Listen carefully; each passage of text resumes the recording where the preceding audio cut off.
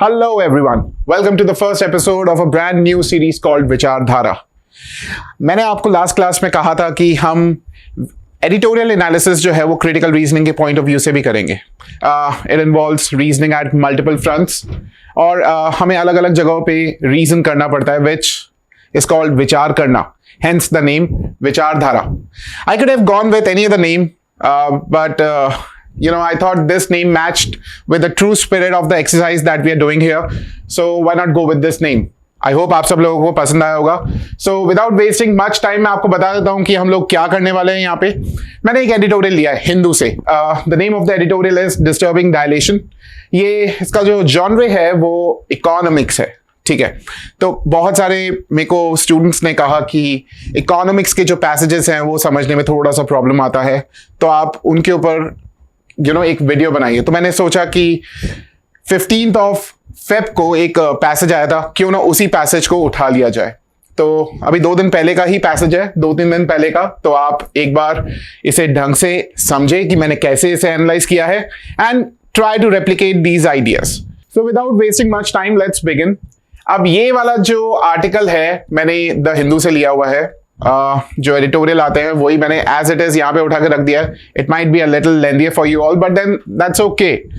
मैं आपको एक बार इसको एक्सप्लेन करता हूँ एंड इसके बाद फिर मैं कुछ पॉइंट्स लिखूंगा, की पॉइंट्स यहाँ पे लिखूंगा। ये वही वाली एक्सरसाइज है जो हम लोग कन्वेंशनली करते हुए आए हैं इंग्लिश के लिए, बट देन यहाँ पे हम लोग CR के पॉइंट ऑफ व्यू से करेंगे, लॉजिकल रीजनिंग सेक्शन जो है उसके पॉइंट ऑफ व्यू से करेंगे। सो एक बार इस एडिटोरियल को समझते हैं एंड फिर 5 क्वेश्चंस कौन कौन से होने वाले हैं। ऑथर्स मेन आइडिया, फिर स्ट्रेंथनिंग, फिर वीकनिंग, फिर assumption and 5th one is inference. तो ये 5 क्वेश्चंस, बिकॉज ये 5 असेंस है क्रिटिकल रीजनिंग का, तो मैं यही 5 क्वेश्चंस आपके साथ डिस्कस करूंगा।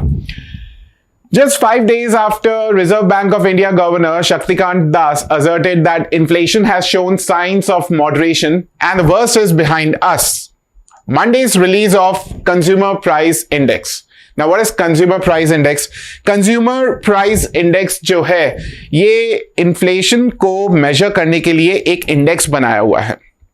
There are different types of indexes, जैसे CPI है Consumer Price Index, WPI है होलसेल प्राइस इंडेक्स, उसके बाद फिर परचेजर्स मैनेजर इंडेक्स PMI बोलते हैं जिसे। So there are different types of indexes जो गवर्नमेंट अपने पास रखती है।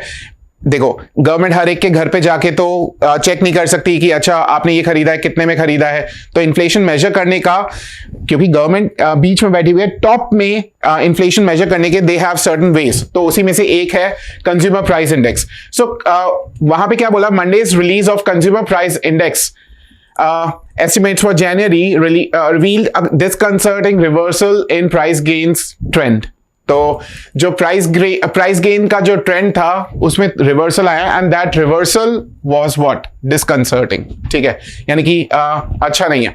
Headline retail inflation which had steadily eased over the last quarter of 2022 from September's 5-month high of 7.4 quickened by 80 basis points. Basis points क्या होते हैं? देखो, basis points जैसे 300 बेसिस पॉइंट्स है तो उसको आप 100 से डिवाइड कर दीजिए, ठीक है ना, तो आपको वो परसेंटेज टर्म्स में पता चल जाएगा। तो जो इकोनॉमिक्स के टर्म्स हैं उसमें हम लोग परसेंटेज नहीं बोलते, हम लोग बेसिस पॉइंट्स बोलते हैं। आप बहुत सारी जगह पे सुनेंगे। So quicken by 80 basis points last month to 6.5%. Propelling the acceleration was 175 basis point jump in food prices. तो जो लास्ट क्वार्टर था दिसंबर वाला, जहां पे लास्ट क्वार्टर एंड हुआ, वहां पे जो ट्रेंड था वो कंटिन्यूसली जो इन्फ्लेशन था वो कम होते जा रहा था, लेकिन जनवरी में देयर वाज रिवर्सल एंड वापस से हम लोग अप ट्रेंड में चले गए, मतलब इन्फ्लेशन बढ़ गया, यही बता रहा है। और फिर बोल रहा है प्रोपेलिंग द एक्सेलरेशन। प्रोपेलिंग का मतलब होता है कि किसने इन्फ्लेशन को एक्सेलरेट किया, was 175 basis point jump in food prices with inflation measured by consumer food price index. अब देखो, CPI में ही एक सब डिविजन है food price index, quickening to 5.94% from December's 4.19%। आगे हमने यही पढ़ा था कि दिसंबर तक इन्फ्लेशन कम होता जा रहा था, बट एकदम से इन्फ्लेशन ने वापस से रिवर्सल लिया एंड 5.94% हो गया फ्रॉम 4.19%। फिर अच्छा, ये एक रीजन क्या था, कंज्यूमर फूड प्राइस इंडेक्स। एक रीजन ये था कि कंज्यूमर फूड प्राइस इंडेक्स में शार्प रिवर्सल आया, तो जिसकी वजह से सीपीआई, तो सीपीआई जो है वो अलग अलग चीजों से मिलके बना हुआ है। फूड प्राइस इंडेक्स भी होगा उसके अंदर, और भी अलग अलग चीजें होंगी, ठीक है। तो कह रहा है कि वो 5.94% हो गया, कहां से, 4.19% से। Adding to the disquiet is the fact that inflation had already been at the elevated 6% in January 2022। तो जनवरी 2022, अब देखो, जब भी हम लोग इकोनॉमिक्स के पैसेजेस करते हैं ना, तो वहां पे डेटा को कंपेयर किया जाता है। अच्छा, कंपेयर जो है वो सीक्वेंशियली नहीं होता, हम लोग क्वार्टर ऑन क्वार्टर या फिर मंथ ऑन मंथ करते हैं। जैसे जनवरी 2023 की बात चल रही है, तो उसको कंपेयर किससे करेंगे, जनवरी 2022 से करेंगे। तो वही चीज बोल रहा है कि adding to the disquiet is the fact that inflation had already been at the elevated level, मतलब कितना, 6% पे in January 2002, implying that year-on-year increase was sans a favorable base effect. Sans का मतलब होता है without favorable base effect and entirely due to an upsurge in the momentum of price gains. So क्योंकि जनवरी में already 6% था, जनवरी 2022 में already 6% था, तो ये दिखाता है कि इस बार भी जो इन्फ्लेशन है that is completely due to price gains. फिर आगे बोल रहा है food prices climbed across the board. तो ये जो फूड प्राइस इंडेक्स है, इसमें अक्रॉस द बोर्ड हमें राइज देखने को मिला। केवल वेजिटेबल्स ऐसी थी जिसमें डिफ्लेशन देखने को मिला, कितना, 11.7% का डिफ्लेशन देखने को मिला। यानी कि हम लोग ये अज्यूम कर सकते हैं कि सीपीआई का जो एक पार्ट है, फूड प्राइस इंडेक्स, एफपीआई जो है, इसमें सारे कंपोनेंट्स में राइज देखने को मिला, केवल वेजिटेबल्स जो कि इसका एक पार्ट है उसमें हमें डिफ्लेशन देखने को मिला। और वो भी क्यों, क्योंकि विंटर सप्लाई आउटस्ट्रिप्ड डिमांड, विंटर में सप्लाई ज्यादा हो गई होगी। Cereals, which include rice and wheat and carries heaviest weight of almost 10% in the subgroup. Subgroup कौन सा, ये फूड प्राइस इंडेक्स। तो फूड प्राइस इंडेक्स में मैं यहां से क्या समझ सकता हूं कि फूड प्राइस इंडेक्स में सबसे ज्यादा वेट किसका है, सीरियल जैसे कि राइस एंड व्हीट 10% वेटेज रखते हैं। सो यहां पे यही कह रखा है, logged 16.1% jump in prices and milk and dairy products, जो कि एफपीआई का एक और पार्ट है, the second highest, saw gains by 8.79%. Policymakers must be particularly worried about 2.6 month-on-month dilation in cereal prices. Dilation का मतलब क्या है, इफेक्ट जो है वो स्प्रेड हो रहा है, इन्फ्लेशन सारे तरीके के सीरियल्स में जा रहा है। तो वो क्या बोल रहा है, 2.6 month-on-month dilation in cereal prices, more so because this disproportionately impacts rural household. कहना चाहता है कि गवर्नमेंट, पॉलिसी मेकर्स, मतलब यहां पे गवर्नमेंट से पॉलिसी मेकर्स और भी ज्यादा वरिड है, क्योंकि ये जो सीरियल में जो इन्फ्लेशन आया है, सीरियल्स के प्राइसेस में जो इन्फ्लेशन आया है, ये रूरल हाउस होल्ड के बजट को इंपैक्ट करता है, which spend a large share of their income on food. तो सही बात है, अगर कोई 10,000 रुपए कमाता है, 10,000 में से 6,000 रुपए जो है आपका फूड में ही चला जाता है, और फूड ही महंगा हो रहा है, तो डेफिनेटली आपका बजट जो है वो हिलेगा। With 12.4% weight in rural consumption basket. अच्छा देखो, एक हमने फूड प्राइस इंडेक्स देखा था, अब एक नए तरीके का बास्केट आ गया, rural consumption basket. But then confuse नहीं होने का, you don't need to get confuse. अलग अलग तरीके की बास्केट्स हैं गवर्नमेंट के पास, जहां से वो इन्फ्लेशन को मेजर करती है। सो with a 12.4% weight in rural consumption basket, cereal prices fueled January's overall rural headline inflation. अब देखो, अभी हमने इन्फ्लेशन देखा था कंट्री लेवल पे, अब इन्फ्लेशन जो भी है अलग अलग तरीके का, अर्बन इन्फ्लेशन भी हो सकता है, रूरल इन्फ्लेशन भी हो सकता है, दोनों को मिला दो तो कंट्री लेवल पे इन्फ्लेशन आ जाएगा। तो अब ये बात कर रहा है किसकी, रूरल हेडलाइन इन्फ्लेशन की। रूरल हेडलाइन इन्फ्लेशन तो और भी ज्यादा तेज बढ़ा। That's what this author says. The surprise reversal in price trend suggests inflationary expectations in the economy are nowhere near anchored. मतलब ये जो सरप्राइज रिवर्सल आया, क्योंकि दिसंबर तक तो कम ही हो रहा था, एकदम से रिवर्सल आ गया, तो ये जो सरप्राइज रिवर्सल आया, दिस सजेस्ट कि ये इन्फ्लेशन रुकने वाला नहीं है। and will necessitate further policy action both from RBI and fiscal authorities. Fiscal का मतलब क्या है? Those authorities that are related with or that are concerned with expenditure. ठीक है, जैसे फिस्कल बजट भी होता है, तो फिस्कल बजट इज हम लोग कितना एक्सपेंसेस करने वाले हैं. To be sure mister Das, Shaktikanta Das की बात कर रहा है. To be sure mister Das last week not only announced 25 basis point interest rate increase but also committed the RBI to enacting policy that ensures a durable disinflation. मतलब mister दास ने ये कहा कि हम आरबीआई को, ना केवल मिस्टर दास ने 25 बेसिस पॉइंट्स की इंक्रीज की, क्योंकि अगर आप इंटरेस्ट रेट बढ़ाते हो, ठीक है, तो ओवरऑल जो लोन्स हैं या फिर जो फ्लो ऑफ मनी है इकोनॉमी में वो कॉस्टली हो जाता है. तो चीजों की जो चीजों की जो महंगाई है वो ज्यादा हो जाएगी, तो डिमांड एकदम से कम हो जाएगी. तो आपने ये लॉ ऑफ इकोनॉमिक्स में तो ये देखा ही होगा कि डिमांड तब होती है जब प्राइस कम होता है. प्राइस ज्यादा हो गया तो डिमांड कम हो जाएगी एंड फिर बाद में प्राइस भी कम होना ही होगा. तो ये एक तरीका है जिससे ओवरऑल इन्फ्लेशन को कंट्रोल किया जाता है. ये आगे आएगा, अभी देखिएगा. तो आगे क्या बोल रहा है? To be sure mister Das last week not only announce a 25 basis point interest rate increase but also committed the RBI to enacting a policy, कि एक ऐसी पॉलिसी बनाएंगे जिससे इन्फ्लेशन वाकई में कम हो जाएगा, ड्यूरेबल डिस्फ्लेशन होगा. ठीक है, विद कोर इन्फ्लेशन और price gains that strip out the impact of food and fuel prices remaining stubbornly stuck above 6%. Core inflation जो है वो 6% से ऊपर है. अब इन्फ्लेशन के लिए हम लोग अलग अलग चीजों को मेजर करते हैं, उसमें से दो चीजों को हटा दो तो वो कोर इन्फ्लेशन बन जाता है. एक नॉर्मल इन्फ्लेशन, उसमें से दो चीजों को हटा दो, फ्यूल एंड मतलब एनर्जी एंड फूड, इन दोनों को हटा दो, तो बाकी बचा क्या? सर्विसेज की. सर्विसेज कितनी महंगी हो रही है. आप गए किसी बाबा के पास, उसने आपको सर्विसेज दी.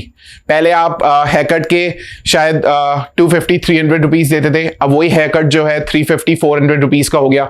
सो सर्विसेज में कितना महंगाई बढ़ रहा है, दैट्स कोर इन्फ्लेशन. ठीक है, तो कोर इन्फ्लेशन क्योंकि 6% है ऑलरेडी, एंड इनफैक्ट वो और ऊपर जा रहा है. Policy makers face the challenge of targeting the components of inflationary trend. तो पॉलिसी मेकर्स के लिए चैलेंज है कि हम कैसे इसको एड्रेस करें.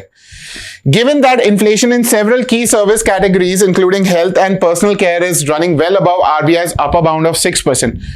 Given का मतलब देख लो, आपको कहीं पर भी दे रखा हो, इसको आप ऐसे समझे, given आपको कहीं पर भी दे रखा है, इसका मतलब है because. ठीक है, because inflation in several key service categories including health and personal care is running well above the RBI's upper bound of 6%.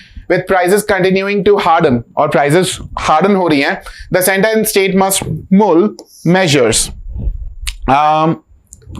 मुल का मतलब होता है कंटेम्पलेट, कि सेंटर और स्टेट्स को मेजर्स के साथ आना होगा, including rationalisation of GST rates. GST rates को रैशनलाइज करना ही पड़ेगा.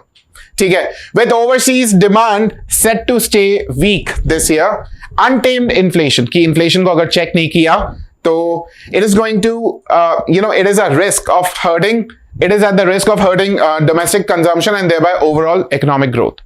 तो अगर untamed inflation को हमने कंट्रोल नहीं किया, it might risk hurting the domestic consumption and subsequently the overall economic growth of the country. I hope आपको ये समझ में आया.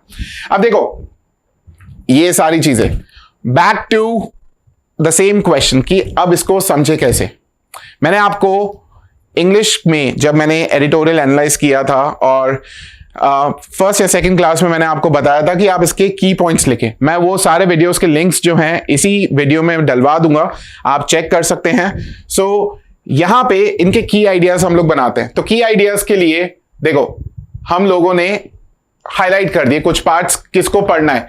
Just 5 days after RBI governor Shaktikanta Das asserted that inflation has shown signs of moderation and the worst is behind us, Monday's release of CPI revealed a disconcerting reversal in price gains trend. तो देखो मैंने इसके लिए यहां पे यही लिखा है. Shortly after RBI governor announced that situation on inflation is improving. मेरे को इसको सिंपल वर्ड्स में लिखना है यार आप लोगों के लिए. I don't need to write technical words, नहीं तो फिर जो मैं बता रहा हूं और जो एडिटोरियल में दे रखा है वो कोई फायदा ही नहीं है ना मेरे बताने का. तो मैंने बिल्कुल सिंपल वर्ड्स में लिखा, after RBI governor announced that situation on inflation is improving, the new CPI data revealed an upsetting turn in price gain trend. ठीक है, सेकंड पॉइंट क्या था? देखो, अच्छा यहां पे ये जो मैंने पार्ट हाईलाइट नहीं किया हुआ, ये पार्ट सपोर्टिंग आर्ग्यूमेंट्स का है, so I might not want to read it. Next देखते हैं. Adding to the disquiet is a fact. तो since inflation was already high in January 2022, the increase this time was entirely due to upsurge in price gains in food and beverage subgroup. ठीक है ना. Next फिर ये वाला point था, worried about the 2.6 month on month dilation in cereal prices. तो देखो यहां पे कुछ ऐसा ही लिखा. यहां पे जो नेक्स्ट है वो क्या बोल रहा है? Policy makers are more worried because dilation in cereal prices impact rural household. ठीक है, and it impacts rural household hard. So next point ये. नेक्स्ट पॉइंट क्या था? Since this trend reversal is expected to continue, policy action is required. And इसके बाद with core inflation remaining above 6%, policy makers face challenge to target components of inflationary trend. और क्योंकि core inflation जो है ऊपर है, तो पॉलिसी मेकर्स के लिए ऑलरेडी एक बड़ा चैलेंज है. And last, the centre and states should come out with measure to ease inflation in the economy as inflation risks hurting consumption and hence the economic growth. तो देखो ये की ideas मैंने यहां पे निकाल दिए. जो जो पार्ट मैंने हाईलाइट कर रखा है यहीं से ही मैंने ये की आइडियाज लिए हैं. ठीक है ना. Now I might not want to have this in front of me, तो मैं क्या करता हूं, मैं इसको हटा देता हूं. चलो इसको हटा दिया मैंने. अब यही है मेरे लिए. ठीक है, मैंने क्या किया, इन पॉइंट्स को वापस एक बार ढंग से पढ़ा. देखो ये वाली एक्सरसाइज जो है, you don't need to do this exercise on the day of exam. In fact आप मॉक में भी ये एक्सरसाइज नहीं करोगे. जब आप मॉक्स लिखोगे तो वहां पर भी आप ये एक्सरसाइज नहीं करोगे. लेकिन ये जब घर पे बैठे हो, आपको प्रैक्टिस करना है. Why do you want RCs? आप तो एडिटोरियल्स उठाओ और इस तरीके से प्रैक्टिस करना स्टार्ट कर दो. अब ये वाला जो पार्ट है इसको देखो एंड राइट मेन आइडिया. तो मैंने आप लोगों के लिए यहां पे लिखा भी है. देखो मेरे को सब कुछ याद ही हो गया है, मेरे को अब वापस और कुछ देखने की जरूरत नहीं है. तो ऑथर का मेन आइडिया क्या हो सकता है? ये एक्सरसाइज मैं आपके साथ लाइव इसलिए कर रहा हूं, लाइव एज इन ये लाइव सेशन नहीं है, बट देन इसका मतलब ये है कि मैं आपको ये एक्सरसाइज करके इसलिए दिखा रहा हूं ताकि आप भी ये कर पाए. अब मेरे को मेन आइडिया आइडेंटिफाई करना है. So shortly after governor's announcement there was a surprising reversal in the price gain trend. And आगे बोल रहा है कि policy makers are more worried because dilation in cereal prices will impact rural household hard. फिर आगे बोल रहा है government needs to come out with some solution. Otherwise जो consumption है वो हर्ट होगा एंड ओवरऑल इकोनॉमिक ग्रोथ भी हर्ट होगी. ठीक है, तो आगे देखते हैं. अब देखो मेन आइडिया कुछ इसी लाइंस पे. Authority must come out with measures to control inflation as it poses a risk to economic growth. Authorities को कुछ मेजर्स जो है वो कंटेम्पलेट करने चाहिए तो ताकि इन्फ्लेशन को कंट्रोल किया जा सके, क्योंकि it poses a risk to economic growth. उसने कहा ना कि it poses a risk of hurting consumption and hence the economic growth. तो मैं consumption क्यों लिखूं? मेरे लिए तो economic growth ज्यादा important है. ठीक है ना. So I hope आपको ये समझ में आया कि it must come out with measures. अब एक चीज देखो, मेन आइडिया आपने लिख दिया. अब जो बचे हुए क्वेश्चंस है, बचे हुए क्वेश्चंस जैसे assumption का हो गया, strengthen हो गया, weaken हो गया, इन्फ्रेंसेस हो गए. इन्फ्रेंस को छोड़ देते हैं, बाकी 3 क्वेश्चन टाइप्स जो हैं वो इसी के ऊपर ही बेस्ड है. तो इसको एक बार ढंग से समझो कि government must come out with some measures to control inflation so that economic growth can be saved. ठीक है ना. अब मेरे को इसको अजम्पशन आइडेंटिफाई करना है इसका. देखो उसने क्या बोला, उसने कहा कि गवर्नमेंट को कुछ मेजर्स के साथ आना पड़ेगा ताकि इकोनॉमिक ग्रोथ जो है वो डीरेल ना हो जाए, खराब ना हो जाए. क्यों? क्योंकि जो कंजम्पशन है वो हर्ट होता है. तो इसका अजम्पशन क्या है? अजम्पशन शायद ये है कि इन्फ्लेशन जो है, इन्फ्लेशन के टाइम पे जब इन्फ्लेशन होता है तो उस टाइम पे आपकी इनकम्स नहीं बढ़ती है कि कंजम्पशन लेवल सेम रखा जा सके. ठीक है, क्योंकि अगर इनकम्स भी अगर आपकी बढ़ गई, इन्फ्लेशन बढ़ा और इनकम भी बढ़ गई, तो ठीक है ना, फिर तो कंजम्पशन कम होगा ही नहीं, बिकॉज आपने एडिशनल एक्सपेंस किया, आपके पास एडिशनल इनकम आई, सो आपने पैसा जो है वो लगा दिया, पहले की तरह ही आपने खर्च कर दिया. सो वहां पे तो कोई प्रॉब्लम है ही नहीं। तो यहाँ पे अजम्पशन क्या है कि rising inflation is not accompanied by rising income so as to maintain the same consumption level. ये इसका एक अजम्पशन हो सकता है ना, बिल्कुल हो सकता है। नेक्स्ट देखते हैं।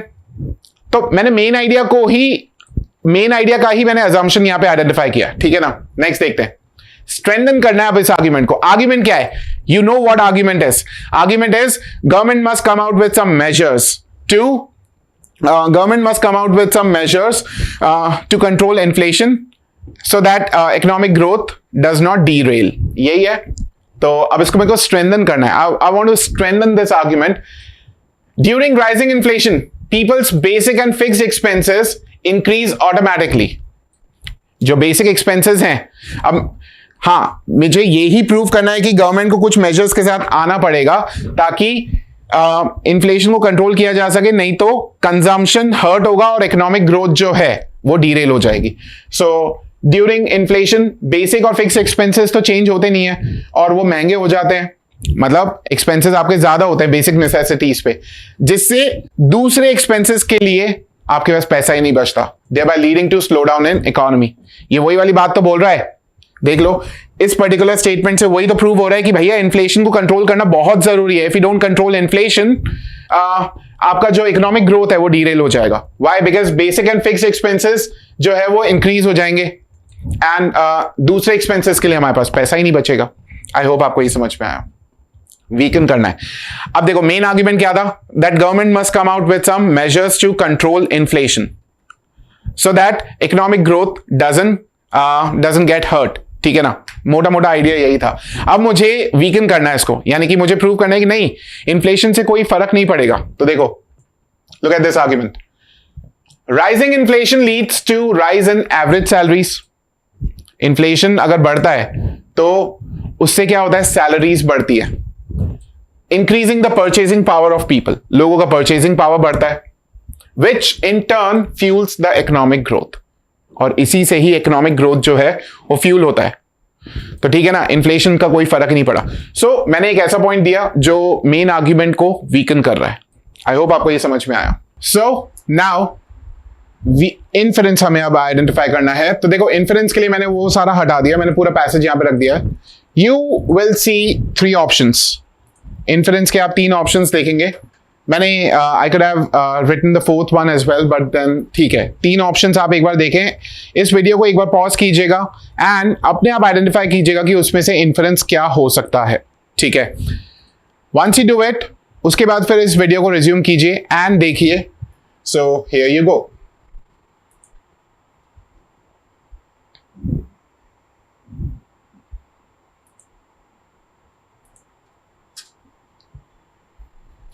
आई होप आपने ये जो क्वेश्चन है वो सॉल्व कर लिया है, इन्फरेंस जो है करेक्टली आइडेंटिफाई कर लिया है। जिन लोगों ने नहीं किया है उनके लिए मैं एक बार ये तीनों पॉइंट्स एक बार डिस्कस कर लेता हूं। CPI is a 12 component group which tracks inflation in various items consumed by households in India. देखो, CPI is not a 12 component group.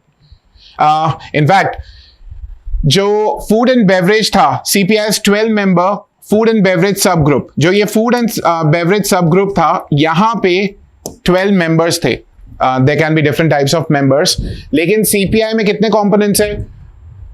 Food price index एक पार्ट है, फिर रूरल इन्फ्लेशन दूसरा पार्ट हो सकता है। There can be multiple. तो हमें ये नहीं पता कि सीपीआई में 12 कंपोनेंट्स हैं या नहीं। ये 12 मेंबर जो है वो फूड एंड बेवरेज सब ग्रुप में है, जो सीपीआई का एक पार्ट है। Hence this particular inference is not good. I mean, it's incorrect.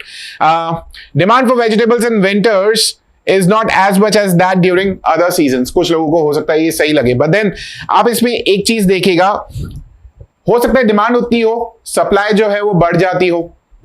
ठीक है ना, सप्लाई अगर बढ़ गई तो ऑब्वियसली वहां पे डिसइन्फ्लेशन आ गया। आप ये नहीं बोल सकते कि डिमांड नहीं होती। क्या लोग खाना खाना थोड़ा कम कर देंगे?